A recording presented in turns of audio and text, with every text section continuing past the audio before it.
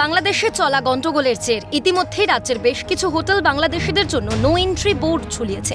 এবার বাংলাদেশি লেখকের বই বিক্রি নিয়ে অশান্তি হলো মুর্শিদাবাদ জেলা বইমেলায়। বহরমপুরের ব্যারাক স্কোয়ার ময়দানে চলছে এই বইমেলা। মেলার বেশ কিছু স্টলের ব্যানারে লেখা ছিল এখানে বাংলাদেশের বই পাওয়া যায়। রবিবার রাতে সেখানে বাংলাদেশি লেখকদের বই বিক্রির প্রতিবাদে বিক্ষোভ দেখায় এক স্বেচ্ছাসেবী সংগঠন। প্রকাশনার কর্মকর্তাদের সঙ্গে বেশ কিছুক্ষণ এ নিয়ে বাক বিতণ্ডাও চলে।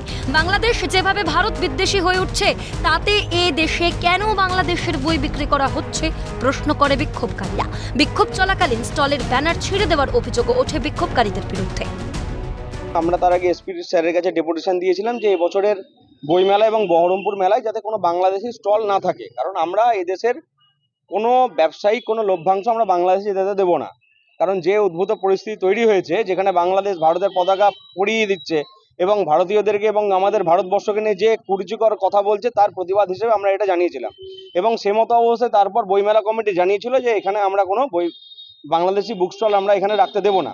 কিন্তু আমরা দেখলাম বাংলাদেশের বুক স্টল, বাংলাদেশের কোনো পাবলিশার এখানে না থাকলেও বাংলাদেশের বইয়ের ঢালি নিয়ে শুধুমাত্র বাংলাদেশের বই লেখকদের বই এখানে কিছু পাবলিশার্স, ভারতবর্ষের কিছু পাবলিশার্স, কলকাতার কিছু পাবলিশার্স তারা এখানে বইয়ের ঢালি নিয়েছে।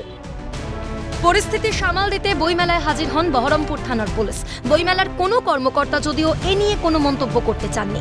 তবে বাংলাদেশের উত্তপ্ত পরিস্থিতির আঁচ যেভাবে এপার বাংলার মানুষদের মধ্যেও পড়ছে সমস্ত জগতেই তার প্রভাব লক্ষণীয়।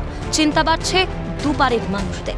শুভাশিস সৈয়দের রিপোর্ট, ক্যালকাটা নিউজ।